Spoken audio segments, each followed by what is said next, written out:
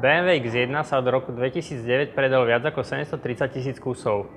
V októbri 2015 bola predstavená jeho druhá generácia. Poďme si teraz túto novinku z rodiny BMW pozrieť trocha detailnejšie.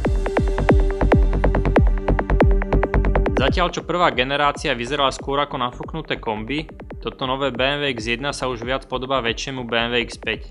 Už spredu vás zaujímajú väčšie ladvinky, tak typické pre vozidla BMW.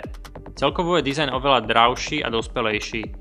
To si môžete všimnúť nielen keď stojíte pred vozidlom, ale tiež z boku a zozadu. Nové BMW X1 pôsobí väčším dojmom ako jeho predchodca, no v skutočnosti je ešte o niečo kratšie. Interiér je aj napriek tomu väčší a variabilnejší, z čoho profituje aj batožinový priestor. Ten sa zväčšil o 85 litrov na celkovú hodnotu 505 litrov. So sklopenými sedačkami potom môžete v X1 previesť až 1550 litrov, čo je o 200 litrov viac ako u predchádzajúcej generácie.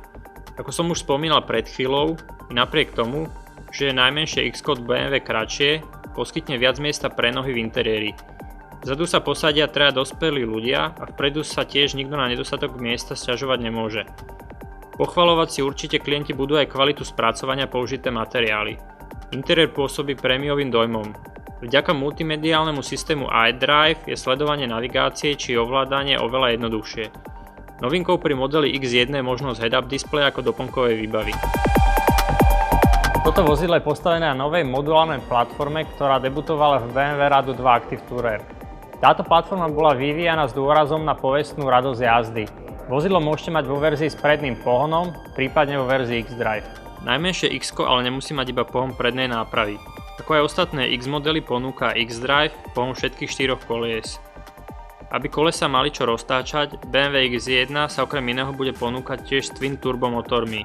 Benzínové motory sú ponúkané vo verziách od 100 do 170 kW. Fanúšikovia naftových verzií si môžu zvoliť úspornú verziu 16D s 85 kW so spotrebou menej ako 4 litre. V ponuke sú tiež 3 dvojlitrové verzie.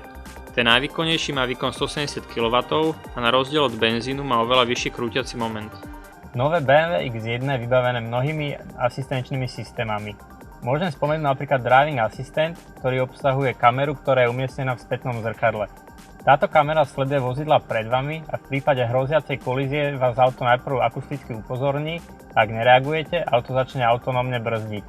Tento systém je teda ideálnym spoločníkom práve do mesta. Spoľahnúť sa ďalej môžete aj na parkovacieho asistenta, ktorý sám nájde miesto a sám aj zaparkuje. Vy len ovládate brzdu a plyn. Parkovanie tiež uľahčí zadná kamera, aby ste sa dostali tam, kam potrebujete, môžete využiť navigáciu Profesionál. Atraktívny a športový dizajn, väčší a variabilnejší interiér a veľké množstvo technologických highlightov. Nové BMW X1 je preto prvou voľbou pre aktívnych ľudí.